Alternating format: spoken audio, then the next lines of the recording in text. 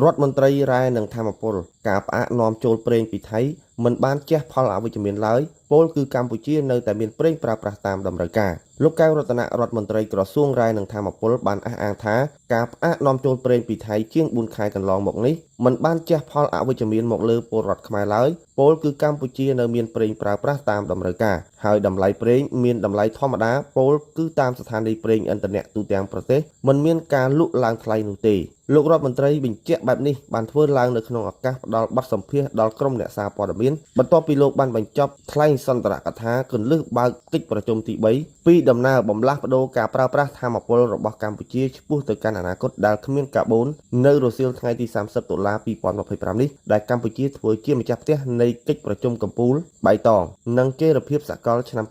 2025ក្រោមប្រធានបទការកសាងអនាគតនិងការស្ថាបនាពិភពលោកប្រកបដោយចីរភាពនៅសន្តាគារសាំងគ្រីឡារាជធានីភ្នំពេញលោករដ្ឋមន្ត្រីកែវរតនៈបានបញ្ជាក់ដូចនេះថាបងប្អូនប្រជាពលរដ្ឋអាចដឹងបានហើយថាមានលុយហើយទៅទិញប្រេងបានឬអត់សប្តាហ៍ថ្ងៃនេះបងប្អូនមានលុយទៅទិញប្រេងកន្លែងណាក៏បានដូច្នេះការមិនយកប្រេងឥន្ធនៈពីប្រទេសថៃកន្លងមកនេះមិនផ្ដល់ការប៉ះពាល់ជាវិជ្ជមានតលតែសោះផ្ទុយទៅវិញយើងមានលទ្ធភាពដើម្បីទទួលបានប្រេងគ្រប់គ្រាន់ជូនប្រជាពលរដ្ឋហើយអត់មានប៉ះពាល់ដល់តម្លៃទេគួររំលឹកថាផ្ដើមចេញពីករណីយោធាបាញ់សម្លាប់កងទ័ពកម្ពុជានៅចុងខែឧសភានៅទីតាំងលានដ្ឋានមួយកន្លែងនៅតំបន់មុំបីភាពតានតឹងរវាងកម្ពុជានិងថៃបានកើនឡើងកម្ដៅជាបន្តបន្ទាប់ក្រុមជ្រុលនិយមនៅថៃនិងតួអង្គរដ្ឋាភិបាលថៃខ្លះបានប្រមានកាត់ផ្ដាច់ការផ្គត់ផ្គង់អ៊ីនធឺណិតនិងអគ្គិសនីនិងបន្ទាប់មកគណៈបកប្រឆាំងថៃមួយបានគម្រាមនិងបានផ្ដល់ឲ្យរដ្ឋាភិបាលថៃឈប់លក់ប្រេងឥន្ធនៈឲ្យកម្ពុជាជាការឆ្លើយតបកម្ពុជាចាត់ទុកសកម្មភាពនេះមិនត្រឹមតែជាការគម្រាមកំហែងប៉ុណ្ណោះទេ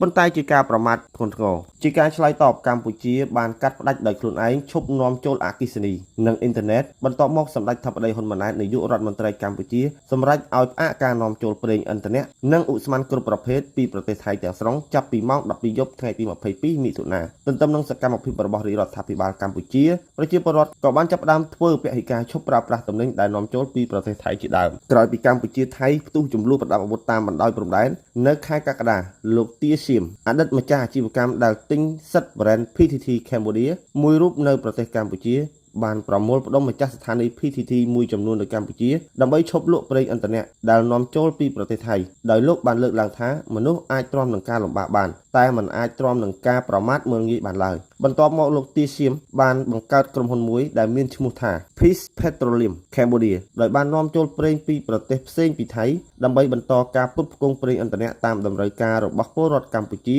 នៅតាមអតីតស្ថានីយ៍ប្រេងឥន្ធនៈដែលធ្លាប់តែលក់ប្រេងរបស់ក្រុមហ៊ុន PTT បងប្អូនប្រជាពលរដ្ឋអាចដឹងបានថាតើមានលុយហើយទៅទិញប្រេងបានអត់សម័យនេះបងប្អូនមានលុយទៅទិញប្រេងនៅកន្លែងណាក៏បានដែរដូច្នេះការមិនយកប្រេងឥន្ធនៈពីប្រទេសថៃកន្លងមកនេះមិនមានផ្ដល់ការប៉ះពាល់ជាអវិជ្ជមានតតែសោះផ្ទុយទៅវិញយើងមានលទ្ធភាពដើម្បីទទួលបានប្រេងគ្រប់គ្រាន់ជូនប្រជាពលរដ្ឋហើយអត់មានប៉ះពាល់ដល់ថ្លៃទៀតបាទសូម